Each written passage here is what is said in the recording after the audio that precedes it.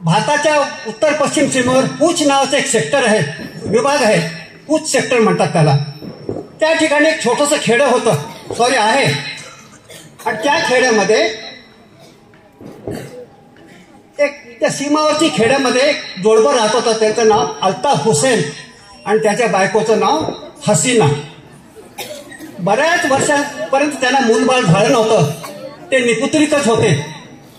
पण कर्मधर्म सेवेने म्हणा किंवा परमेश्वराच्या कृपेनं त्यांना एकदा एक मुलगी जन्माला आली आणि त्या मुलीचं नाव त्यांनी चांदनी ठेवलं.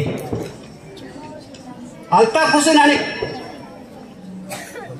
हसीना त्याची बायको आपल्या मुलाच्या संगोपनामध्ये आनंदानं रममाण होते. भारताशी इमाने राहत होते ते आणि गुण्या गोविंदानं राहत होते आणि आपल्या मुलीच्या संगोपनात आनंदाने दिवस घालवत होते.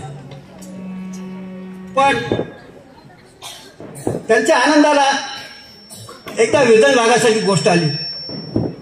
त्या आनंदाने गाणं म्हणत होतं रोज सायंकाळी. मुलीला बाहेरून तो कामावरून आला की मुलीला हसत खेळत घेऊन अंगावर घेऊन असं उड्या मारत, मेरे घर आए कनन्नी परी, मेरे घर आए कनन्नी परी, चांदनी के हसीन रथ पे सवार, चांदनी के हसीन रथ पे सवार, मेरे घर आए कनन्नी परी, मेरे घर आए कनन्नी परी, मेरे घर आए कनन्नी परी. दिवस थंडीचे होते, कडाक्याच्या थंडीची. काश्मीरमध्ये म्हणजे काय थंडी असते महाराज तुम्हाला कल्पना नाही. -4 डिग्रीच्या खाली टेम्परेचर तिथं असतं. तशा त्या कडाक्याच्या थंडीमध्ये रात्री 11 साडे 11च्या सुमारास एका काळ रात्री एक अघटित अशी घटना घडली. त्या ठिकाणी भयानक असा आवाज येत होता. खेड्यामध्ये काय फार मोठं खेडं नव्हतं, 10-12 घराचं खेडं होतं ते. आणि घुबडं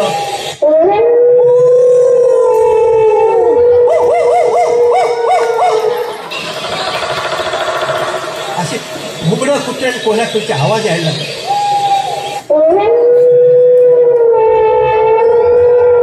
काहीतरी आपदा येणार असं एक भयसूचक चिन्ह त्याच्यात त्यांना ऐकायला आलं. तरी पण हे दिवसभर काम कष्ट करून गाढ झोपले होते दोघं जण. त्याच सुमारास 11 साडे 11 सुमारास पाकिस्तानी हद्दीतून एक 4-5 अतिरेकी लोक शस्त्रास्त्रधारी मोठमोठ्या बंदुका वगैरे सगळ्या घेऊन त्या ठिकाणी ते आले होते. आणि त्यांनी आल्याबरोबर त्या ठिकाणी अल्ताफ होते, सगळे झोपलेले होते. अल्ताफच्या घरासमोर आले ते लोक.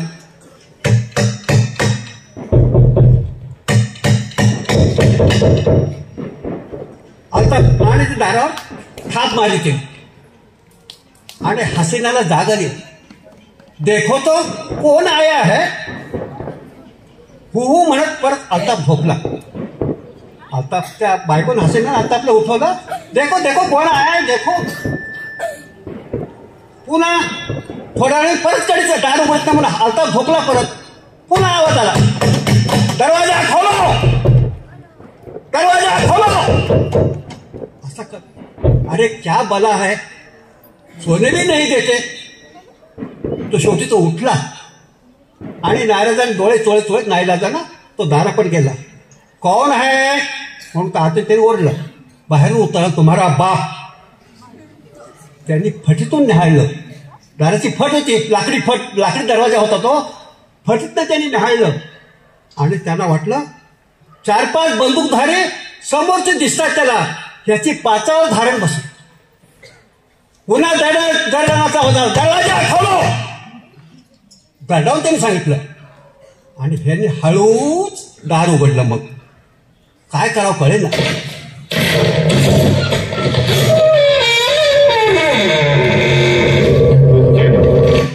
दार ते लाकडी जोडणार दाराचा असं आवाज करीत ते उघडलं गेलं. आणि त्यांनी 4-5 बंदूक दार आत आल्याबरोबर ते 4-5 अधिकारी ते दार ढकलतच आत आले. अल्ताफला त्यांनी ढकलून दिलं आणि सरळ सरळ त्याच्या अंगावर बंदूक रोखत होते. अरे बापरे, या अल्लाह, दंबूक दंबूक म्हणाल तो. त्याला तो इतका भीतीने गारठोडून गेला होता बंदूक म्हणायची देखील त्याला सोय झाली नाही, दंबूक दंबूक म्हणाला. मला एकदा माझ्या लहानपणची गोष्ट आठवली. सन 1952 साली, मी त्यावेळेस 7-8 वर्षाचा असेल, मी बाबांच्या बरोबर हैदराबादला गेलो होतो. त्यावेळेस तिथे अखिल भारतीय काँग्रेसचं अधिवेशन होतं. भारतात काँग्रेस पक्षाचं मोठं अधिवेशन होतं आणि पंडित जवाहरलाल नेहरू वगैरे सगळे येणार होते. त्यावेळेस बाबा म्हणाले, आता येतील थोड्या वेळ जाऊ आपण, पंडित नेहरूंना आपण बघून जाऊ म्हणाले. ठीक आहे म्हणून आम्ही त्या रस्त्याच्या कडेला उभे होतो आणि थोड्या वेळ करून सायरन वाजली, ते गाडी गेली पुढे आणि त्याच्या मागे पंडित नेहरूंची उघड्या जीपमध्ये असे हात वर करत हॅलो सर्वांचे अभिवादन स्वीकार पंडित नेहरू आले. मला पंडित नेहरू थोडंसं ओझरते माहिती होते. त्या काळात फोटो बघितला होता. लहानपणी मी पहिल्या दुसऱ्या वर्गात असेल त्यावेळेस ते बघितलं होतं, त्यांचं खाली नावं लिहिलं होतं आणि मी गडबडीत म्हणलो, बाबा बाबा नवाहरलाल जेरू म्हणालो. पंडित नेहरू म्हणायचं नवाहरलाल जेरू, जवाहरलाल नेहरू म्हणायचा नवाहरलाल जेरू म्हणालो. म्हणजे हे तो त्याच अर्थानं तो गडबडीमध्ये आनंदाच्या क्षणात मी म्हणालो, तो घाबरून म्हणाला दंबूक दंबूक. तर थोड्या वेळ काय आला, त्यांनी बंदूक रोखून त्या सगळ्या लोकांवर जल्दी से खाना बनाओ, हमें बहुत भूक लगी है. आता बाजूला चांदेरी त्यांची छोटी मुलगी त्या हॉल म्हणजे काय छोटंसं बैठक वजा छोटी खोली होती. त्या खोलीमध्ये ती चांदणी पण झोपली होती. ती चांदणी मुलगी गाढ झोपली होती आणि जल्दी खाना बनाव म्हटल्यावर यांनी काय केलं, जी स्टाफ हा स्टाफ म्हणत घाबरत आत गेला. तो दाराचा पडदा ओढला आणि हासेनाला हळूच कल्पना दिली, असं आहे, हे असं आपल्याला करायचं आहे. हे लोक आले काहीतरी की ही सगळी त्याला थोडक्यामध्ये कल्पना होती. जेवावरचा प्रसंग होता. ती बिचारी मुकाट्याने कामाला लागली. फुंकणे चूल फुंकून त्या कशी तरी चूल पेटवली.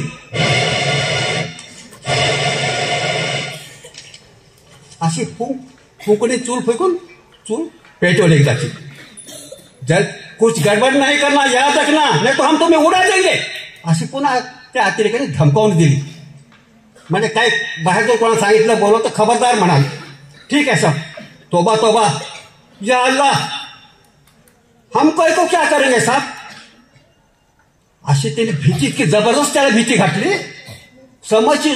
आणि तो इतका गलित गातर झाला, गडबडून गेला तो. आणि तरी पण तो डगमगला नाही. तुमच्या आमच्यासारखं कोणी असते तर आपली चड्डीच पिवळी झाली असती. काय डोक्यावर चाललं का, चड्डी ओली झाली असती. हा कळलं, असू दे. तर त्याच्यात समाज शिक्षकाने आपल्या बायकोच्या कानामध्ये हळूहळू काहीतरी सांगितलं, फुसफुसला तो. घबराना नाही.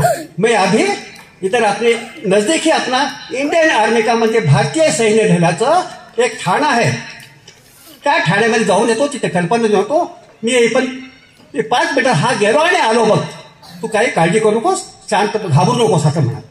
ठीक आहे म्हणा. आणि त्याने परत झाला, जल्दी बनाव खाना, याद रखना, कुछ गडबड किया तो याद रखना. त्यांनी पुन्हा बंदुकीचा असं भीती दाखवली. ठीक आहे हा साहेब, जी साहेब म्हणतो. तर तेवढ्यामध्ये त्यांनी पुन्हा मुद्दाम त्यांना शांत करण्यासाठी म्हणून भांड्याचा आवाज पण केला. आता काहीच स्वयंपाक करणार. हा ते अतिरेकता निश्चित झाले. किंवा काहीतरी भांड चुलीवर ठेवलं दिसतं, काही पडलंय, भांड्याचा आवाज यायला लागला. त्याच्या अर्थ अतिरेकी ते निश्चिंत झाले. आणि थोड्या वेळा काय झालं मग पुन्हा, आणि इकडे ह्यांनी मागच्या दारानं बाहेर आला आणि आपली सायकल घेतली आणि 1 किलोमीटर अंतरावरती ते भारतीय सैन्याचं ठाणं होतं. तिथं सुभेदार जोरावर सिंग नावाचे एक अधिकारी होते, त्या पलटणीचे अधिकारी होते सुभेदार. तर त्यांच्याजवळ गेला आणि त्यांना सगळी परिस्थितीची कल्पना दिली, सांगितलं. ठीक आहे म्हणाले. आणि त्या सुभेदारांनी 10-12 आपली जी प्लटून होती, ते प्लटून एक जवळ 30-33 लोकांची प्लटून असते, त्यातले 10-12 निवडक लोक घेतले. 2 जीपमध्ये त्यांनी भरले आणि जीपचा आवाज होऊ नये म्हणून जीपला सायलेन्सर लावलं. भारी किमतीचे आपले मोटरसायकलला जसं सायलेन्सर नाही लावता कसा मोठा आवाज होतो, तसाच बिलकुल आवाज न यायसारखा देखील काही भारीचे सायलेन्सर असतात. ते सायलेन्सर लावले आणि त्या 2 जीपमध्ये बसून त्या 10-15 आपल्या सैनिकांना घेऊन ते सुभेदार जोरावर सिंग त्याच्या घराजवळ आले. आज एक क्षणाच्या 10-5 मिनिटांमध्ये तो तिथं परत आला. आणि आत आल्याबरोबर त्यांनी लगेच परिस्थितीचा सगळा अंदाज घेतला.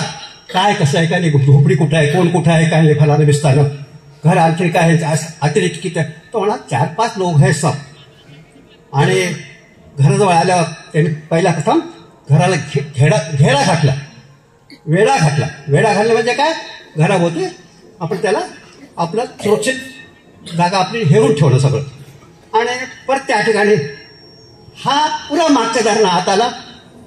पाणी बिणी आणून ठेवलं बाहेर, त्यांना निश्चिंत राहावं, त्यांना पुन्हा काही शंका येऊ नये म्हणून ते लोक पाणी लाग म्हणून पाण्याच्या टेबलावर ठेवलं पाणी.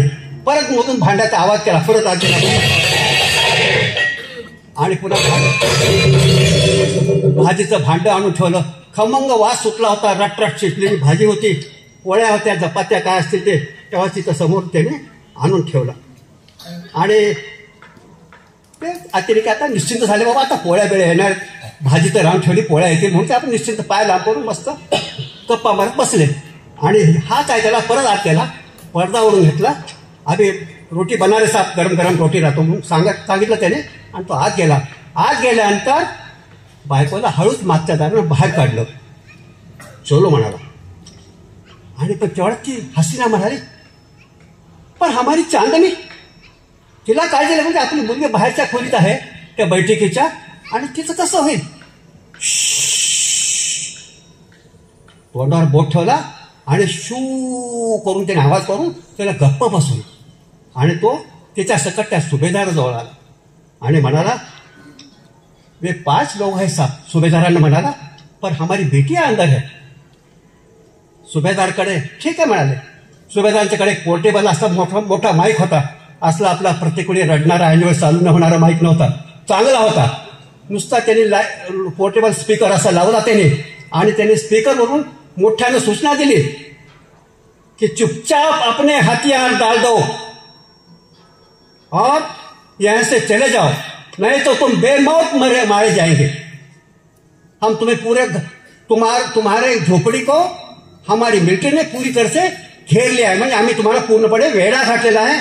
तुम्ही तुमची सगळी शस्त्र टाकून आम्हाला चुपचाप आम्हाला तुम्ही शरण या.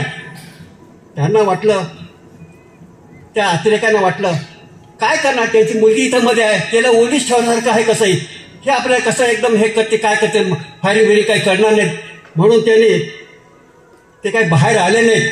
ते तसंच त्याने आतून परत फायरिंग सुरू केली. आणि त्याला वाटलं आपल्या गुपचूप जाऊ देतील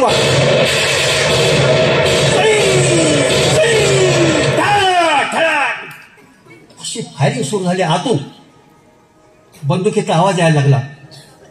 आणि परत ह्या भारतीय सैन्याने पुन्हा त्यांना सूचना केली की चुपचाप बाहेर आ जाओ. आतापची बायको मात्र चिंतेनं व्याकुळ झाली होती. ते मुळमुळ रडायला लागली. अतिरेक्यांनी परत फायरिंग सुरू केली. थांबून ते खाली करत. पण तेवढ्यात काही केलं तर बाहेर यायला तयार नव्हते. सुभेदार विचार पडले काय करावं आता, मुलगी आत आहे, हे लोक फायरिंग थांबवायला तयार नाहीत अतिरेकी, आपण काय करावं. तर अल्ताफला म्हणाले, बेटा हम ऐसा करेंगे, उन्हें हम सही सलामत जाने देंगे, अपनी बेटी तो बच जाएगी. त्यांना आपल्याकडे सामील व्हा किंवा शरण या जो म्हणाल आपण, त्याच्यावेळी तुमचं तुम्ही निघून जा, पण हत्यार टाकून जा एवढं आपण सूचना देऊ म्हणाले. त्यामुळे तुमची मुलगी तर वाचेल. ठीक है साहब. पर त्यांनी सूचना दिली, तुम चुपचाप यहां से चले जाओ, लेकिन हथियार यहां डाल दो और यहां से चले जाओ, तुम्हें कुछ भी धोखा नहीं होगा. म्हणजे तुम्हाला काहीही धोका होणार नाही, तुम्ही गपचूप जाऊ शकता म्हणा, पण तुमचे हत्यार जे काय आहे शस्त्राचं इथं टाकून जावं. पण यांची इच्छा नव्हती अतिरेक्यांची. यांना भीती वाटायला लागली. आणि खरोखर जर आपण बाहेर आलो आणि यांनी पुन्हा आपल्यावरच फायरिंग सुरू केली तर आपली काही धडगत नाही हे भेट आहे.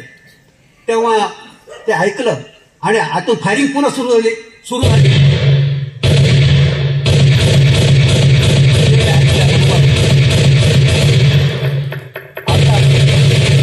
त्यांनी परत आतून फायरिंग सुरू झाली की ह्याला आता आपलं नक्की वाटलं की आता हे काय ऐकत नाही बाबा, काय करावं.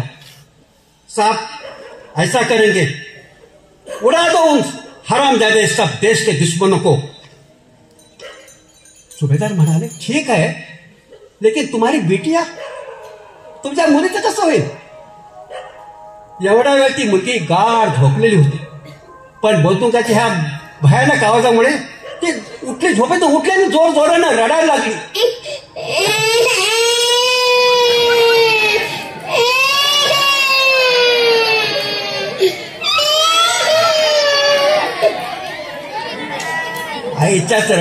आईचंच हृदय होतं ते. ती बिचारी रडायला लागली, मुळमुळ तिचा आईचं हृदय असेल, काय तिच्या मनावर प्रसंग पडला असेल, तिच्या मनात किती दडपण आलं असेल, तरी पण त्याच्याकडे अल्ताफनी आपण सांगितलं आपलं उरादो खडको म्हणून. तर त्यावेळेस अल्ताफनी सांगितलं, प्रश्नार्थक मोदीनं त्याच्याकडे बघितलंच नाही. अल्ताफनी सोडू दे का, बंदुकीकडून फायरिंग सुरू करू दे का? प्रश्नार्थक मोदीने आता आपल्या बायकोकडे बघितलं. ती बिचारी काय म्हणणार आहे? ह्यांना कुठून अशी प्रेरणा मिळेल असेल? तुम्हाला माहिती आहे, राजपूत राजा राणा प्रताप सिंग यांची कथा माहिती असेल. प्रत्यक्षात किती शूरवीर होते, आपल्या शिवाजी महाराजांच्या बरोबरीचे ते होते राणा प्रताप. तर त्यांचे वडील उदयसिंग आणि उदयसिंगांचे वडील राणा संग. तर राणा संग लहानपणी, हे लहान असतानाच 1-2 वर्षाचे असतानाच वारले, कुठल्या तरी युद्धामध्ये मारले गेले. आणि उदयसिंह म्हणजे राणा प्रतापचे वडील हे 1-2 वर्षाचे लहान होते, पण त्यांचं संगोपन पालन पोषण सगळे यांचे दाई करत होती. आई लहानपणीच वाढली होती उदयसिंगाची, आणि त्याची आई दाई म्हणून त्यांची कोणते रक्षण करत होतं, आणि त्याचे भाऊ काका मामा असे कोणते बघत होते. पण त्याच्यामध्ये बरीच भाऊकी होती. आणि ते उठून बसले की उदयसिंहाला आपण, हा जर पुढे मोठा झाला तर हाच गादी बळकावेल आणि आपल्या गादी मिळणार नाही, म्हणून ते त्यांच्यातले भाऊबंदकीमुळं उदयसिंहाला खपवायचा प्रयत्न करू लागले. म्हणजे कोणाचे? राणा प्रतापचे वडील उदयसिंग यांना मारून टाकायचा विचार करायला लागले. आणि एक दिवस ठरला की उदयसिंहाला आपण इथून उचलून घेऊन पूर्ण नष्टमूत करायचा, नाश करायचा, त्याचा वध करायचा. हे पन्नादाई म्हणून त्याची जी दाई होती, पालनपोषण करणारी, आईच्या सारखीच पालनपोषण करणारी दाई होती, तिच्या लक्षात आलं. आणि आज रात्री ते लोक येणार तिला माहीत झालं. म्हणून उदयसिंहाच्या 1-2 वर्षाचा मुलगा त्याच्याच वयाचा आपल्या मुलाला गपचूप नेऊन त्या उदयसिंहाच्या पलंगावर झोपवलं. उदयसिंहाला उचलून घेतलं आणि सुरक्षित स्थळी नेऊन पोहोचवलं तिने.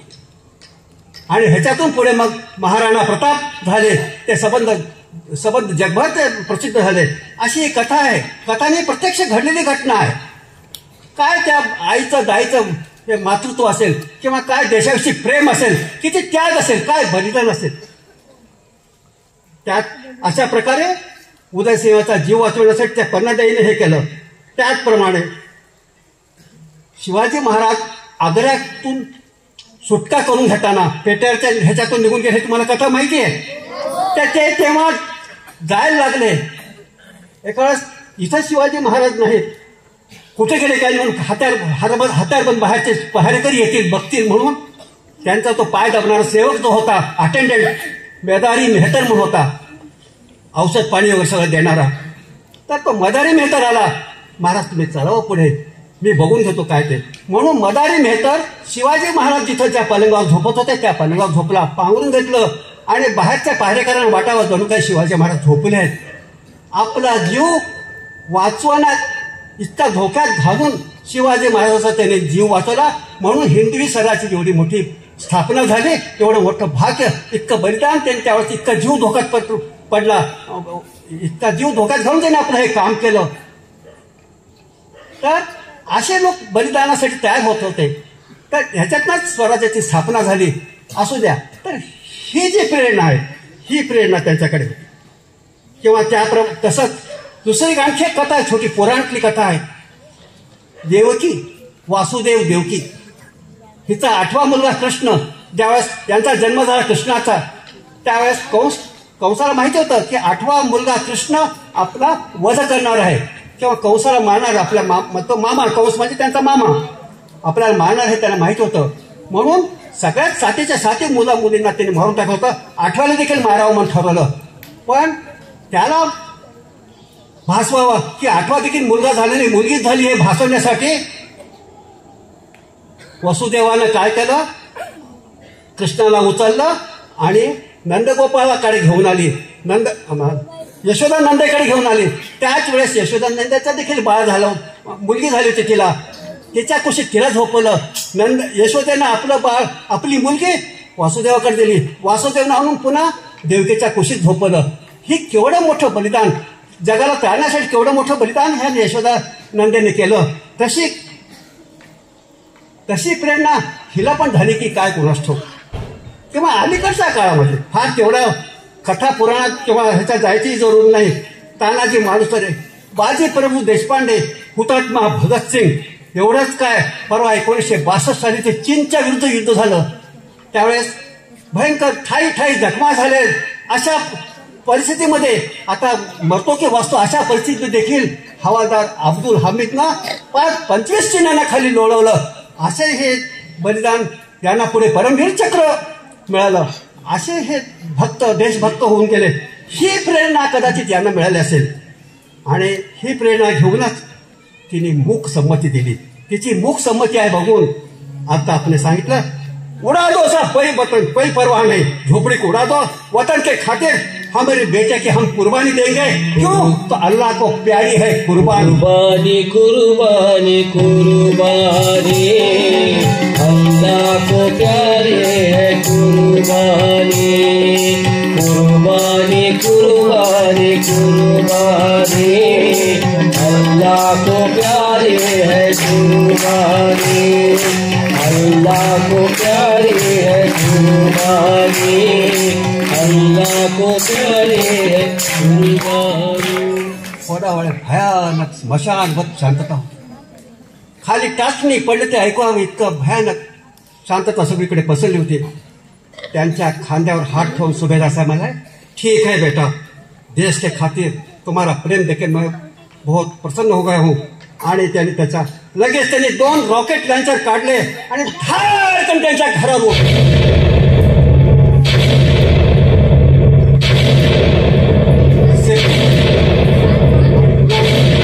असे 2 रॉकेट लॉन्चर त्यांच्या घरावर टाकले आणि बॉम्ब पडल्यासारखं. आणि एक हँड ग्रेनेड असतात, 2-3 हँड ग्रेनेड काढले, दाताने पिन काढली आणि फेकलं. आकाशामध्ये लोळ उठले. त्या अतिरेक्यांच्या चिंधड्या उडाल्या आकाशामध्ये. आणि पण त्याच वेळी चांदणी देखील अल्लाला प्यारी झाली. आणि हे सगळं क्षणात होताचं नव्हतं झालं, सगळ्या राखेमध्ये रूपांतर झालं.